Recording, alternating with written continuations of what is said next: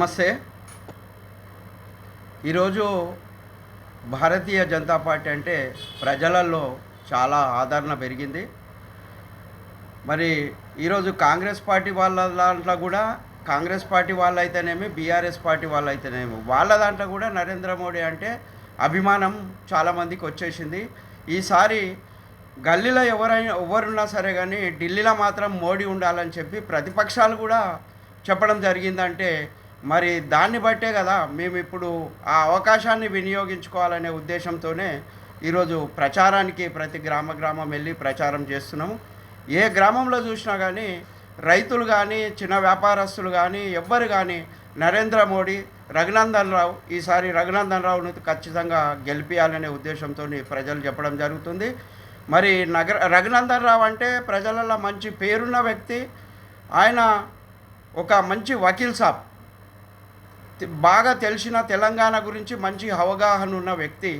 ఇలాంటి వ్యక్తిని మరి నర్సాపూర్ మన మెదక్ పార్లమెంటు నుంచి వారిని మరి ఢిల్లీకి పంపినట్టయితే మరి మెదక్ పార్లమెంటు మరి అభివృద్ధిలో ముందుంటుందని తెలియజేసుకుంటూ మరి వారి కోసము మరి వారిని భారీ మెజార్టీతో గెలిపించాలనే ఉద్దేశంతో బీజేపీ ప్రతి కార్యకర్త కూడా కంకణంగా బద్దులై మరి పనిచేస్తున్నారు.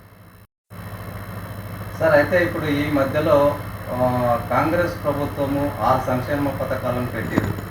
అది అమలు పరచకుండా 90 రోజులు అన్నారు. తర్వాత ఇప్పుడు ఆగస్టు అంటున్నాను. అది ఆ అమల్లో ఇప్పుడు కాంటెస్ట్ చేస్తున్న మెదక్ అభ్యర్థి నీలం మధు గారు సర్పంచ్గా ఉన్నప్పుడు ఎవరైతే నాకు టికెట్ ఇస్తారో ఆ పార్టీకి పూర్తిగా పనిచేస్తానని చెప్పేసి అన్నారు. గతంలో వేరే పార్టీలో పనిచేసి ఈరోజు మరి కాంగ్రెస్ పార్టీ నుండి ఎంపీ అభ్యర్థిగా కాంటెస్ట్ చేస్తున్నారు. వాటికి మీ సమాధానం? ప్రజలు ఎప్పుడు కానీ మాకు ఇది కావాలి, అది కావాలి, ఉచితం కావాలని ఎప్పుడు కూడా అడగలేదు. వీళ్ళు అధికారం చేజిక్కించుకోవాలనే ఉద్దేశంతో అన్ని అబద్ధాలు చెప్పి అమలు కానీ హామీలు ఇచ్చిర్రు. మరి అంతకుముందు గవర్నమెంటే అసలు ప్రభుత్వాన్ని నడిపేటంత స్తోమత లేని స్థితిలోకి వెళ్ళిపోయింది. 7 లక్షల కోట్ల అప్పు చేసింది రాష్ట్రం.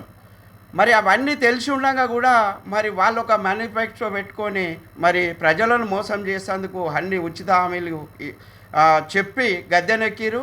మరి ఎక్కినాక కూడా ఇంతవరకు ఏ హామీ కూడా పెద్ద హామీలన్నీ కూడా ఏది కూడా అమలు చేయకుండా వాటిని అట్నే పెట్టి మళ్ళీ కొత్త నాటకం ఆడుతున్నారు. ఏంటిదంటే ఆగస్టులో 2 లక్షల రూపాయల రుణమాఫీ చేస్తామని చెప్పి ఇప్పుడు అంటున్నారు. మరి మొట్టమొదటి సంతకమే నువ్వు రుణమాఫీ మీద పెడతావు. మీరు ఎవ్వరు కూడా రుణాలు ఎవ్వరు కూడా అప్పులు కట్టకరి 2 లక్షల అప్పు కట్టకరి నేను వచ్చిన తెల్లారే మరి 2 లక్షల అప్పు మాపైపోతుంది మీది. మళ్ళీ తెల్లారే మీరు 2 లక్షల రూపాయలు కొత్తగా రుణం పొందవచ్చు అని చెప్పిన మరి రేవంత్ రెడ్డి గారు ఇంతవరకు దాన్ని కాలయాపన చేసుకుంటా, ఇచ్చిన హామీలన్నీ కాలయాపన చేసుకుంటా అన్ని టైంపాస్ రాజకీయం, మొత్తంలో టైంపాస్ రాజకీయం. కేసీఆర్ రేవంతుడు అంటుండు, రేవంత్ కేసీఆర్ని అంటున్నాడు. ఈ 2 టైంపాస్ రాజకీయాలు తప్ప వీళ్ళు ప్రజలకు చేసింది ఏమీ లేదు, చేయడానికి కూడా అలా మిగిలింది ఏమీ లేదు. మరి ఇప్పుడు ఏం చేస్తున్నారు అంటే మళ్ళీ ఆగస్టు అని వాయిదా వేస్తున్నారు. ఇది కరెక్ట్ అయిన అది కాదు. ముందు మీరు అసలు ఓటు అడిగే అర్హత కోల్పోయారు.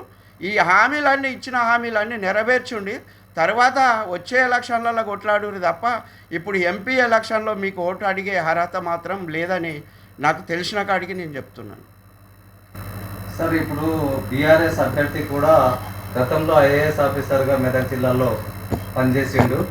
మరి అతను ఎస్సీ ఎస్టీ బీసీ మైనార్టీ వాళ్లకు చెందవలసిన భూముల విషయంలో కూడా కొంతమేరకు రియల్టర్గా పనిచేశారని చెప్పేసి కొన్ని మాటలు వెళ్తున్నాయి. వాటిలో మీ స్పందన ఏంటి?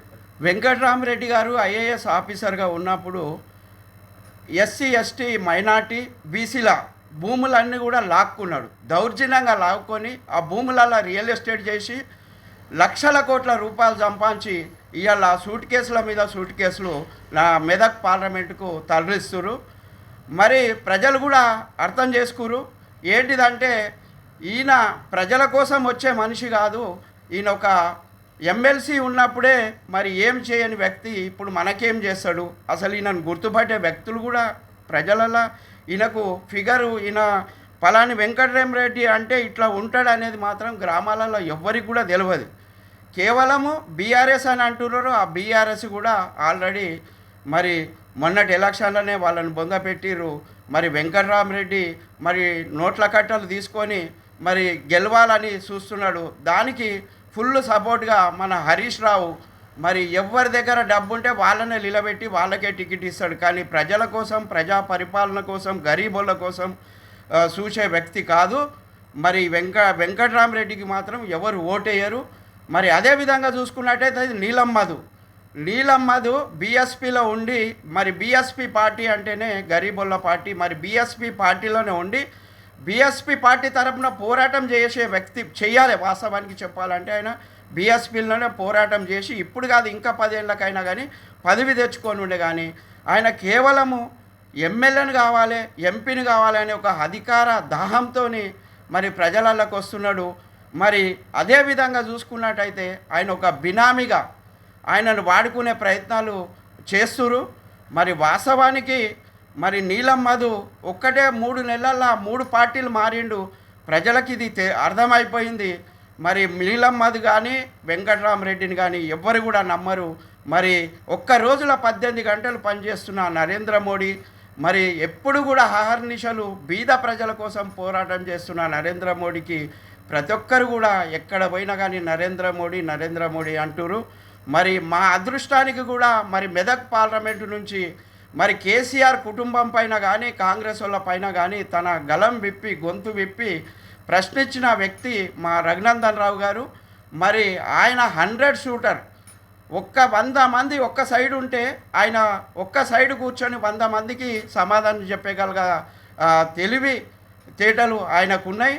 ఆయన అంత గొప్ప మేధావి. అలాంటి మేధావిని గెలిపించుకోవాలని చెప్పి ప్రజలు కూడా ఉవ్విళ్ళూరుతురు.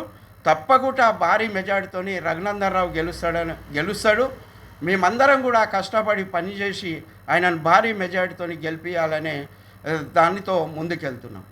మరిన్ని అప్డేట్స్ కోసం మా ఛానల్ని సబ్స్క్రైబ్ చేయండి.